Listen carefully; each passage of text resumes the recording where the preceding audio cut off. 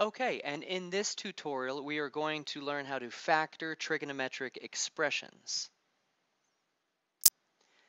So if you would flip over to example 1a, you're going to find that factoring trigonometric expressions is very similar to simple factoring in algebra, except that you're just using a different symbol other than x or y or any other letter. In this case, instead of x squared minus 1, we have secant squared theta minus 1. Either way, this is a difference of two perfect squares. And when you recognize the difference of two perfect squares pattern, you know that it's going to be your two parentheses. You take the square root of the front, secant squared's square root is secant, and put that in the front of each of these. So secant theta and secant theta. You take the square root of the 1 and you get 1 and 1. And of course, one has to be a plus sign, one has to be a minus sign. That's your difference of two perfect squares pattern. So it's easy once you identify that. The second one is a trinomial, a little bit tougher. This is 4 tangent squared theta plus tangent theta minus 3. What I'd like to do is work this problem as if it were an algebra 1 problem. So let's say instead of tangent, let's use big A. So 4 big A squared plus 1 big A minus 3. And let's factor this. Now you might have your own process for how you factor trinomials. In my case, what I like to do with trinomials is trial and error. What I do is I break apart the first term into its possibilities. In this case, 4a times 1a and 2a times 2a. The last term I break up, there's only one possibility for multiplying to give 3, and that's 1 times 3. So these are the possibilities. I know that if it's going to factor into two sets of parentheses. Now this is where I would start to use a pencil, because sometimes I'm going to make some mistakes, and I'm going to have to erase. So maybe just watch my process before you write anything down. What I tend to do is, if I'm just guessing my first guess, I usually use the numbers that are closer together. So in this case, I would pick 2a and 2a. I know that it's not going to work, but I just want you to see my process. The back, there's only one possibility, so I'm just going to put the 1 and the 3. And I need to know that since I'm multiplying to give a negative 3, that one of them has to be positive and one of them has to be negative. This is a complete guess. I have to check to see how close I am. I'm checking my inner terms, which is positive 2a, checking my outer terms, which gives me negative 6a, and that adds up to negative 4a, which is obviously way off because I need it to be a positive 1a. What that means is the 2a and the 2a must not be correct. I'm going to erase those. That's why I call it trial and error. Sometimes I'm going to make an error. So let's now try the 4a and the 1a. Okay, let's see where we are. 1a on the outside, on the inside, excuse me.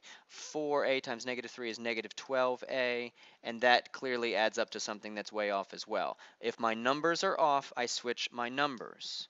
So I'm going to switch my numbers. It's easier to switch my 1 and my 3 to a 3 and a 1. Now let's see where we are. Okay, positive 3a. Let me erase this. The outer terms make negative 4a. I'm getting closer. Now I've got negative a, which is almost exactly what I want. The only thing that's wrong is my sign, so I'm going to switch my signs. It's not positive negative. It must be negative positive, and here I'll get it. Negative 3a on the inside, positive 4a on the outside. That adds up to positive a, so I factored it correctly. Unfortunately, it took me about 4 trials before I was able to get these correct factors, but that's what I do. Some people have different methods, and as long as that's working for you 100% of the time, then by all means, please use those methods. If you have trouble factoring trinomials, perhaps you watch this again and do trial and error. So if I were to be factoring this from scratch, I would be splitting up the first term into 4 tangent times 1 tangent and 2 tangent times 2 tangent. Those are the possibilities for the front. The possibilities for the back of my parentheses are 1 and 3. Obviously, I've already factored this over in algebra over here, so I know what the answer is. I'm not going to go through trial and error. I'm going to put my 4 tangent and 1 tangent in the front. I'm going to put my 3 and my 1 where they're supposed to go, and I know that it's a minus and a plus. So when I get to that trial, of course, I can still check with trig. Negative 3 tangent is the inner terms multiplied together. Positive 4 tangent are the outer terms multiplied together, and that adds up to a positive 1 tangent, which is exactly what I needed, so I know that I factored this correctly. So factoring with trig is basically the same thing as factoring with algebra. It's just that you're using your trig symbols as your variables. Let's look at our final problem. We do have a situation here because in this case cosecant squared x minus cotangent x minus 3 actually is involving two different trig functions. I know there technically is only one variable, it's just an x, but the cosecant of an x and the cotangent of an x are really two different things. It's almost like there's two different variables here. And it's very difficult if you were in algebra to say try to factor a squared minus b minus 3. That simply does not factor. So what we need to do is we need to replace one of these quantities with something that is the same trig as the other. And I'm looking at my 25 identities, and I know that there's something that's equal to cosecant squared. I'm going to use my substitution and say that cosecant squared is the same thing as 1 plus cotangent squared. Go back and look at your Pythagorean identity list, and you'll see that that one is true. Minus cotangent minus 3. What I've done in that step is I only have one trig function now. I'm just dealing with cotangent. I do actually have like terms, and I can combine those together. So I'll have cotangent squared minus cotangent, and then a 1 minus 3 is a negative 2. And now this is a simple trinomial that I should be able to factor. I'm going to split apart this. There's only one option, cotangent times cotangent.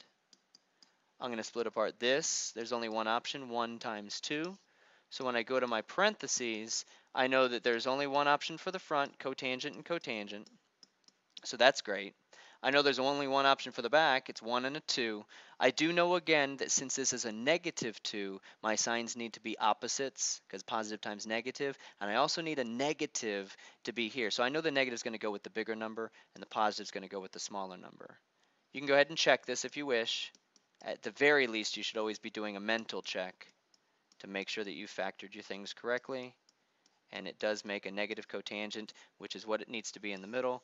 There you go. So that's one little rub that could happen with your trig functions. If you're given something that has two different ones, you're going to have to use substitution. Use one of your 25 identities to transform it so that you're using the same identity, or excuse me, the same trig function. Thanks for watching the factor tutorial. See ya.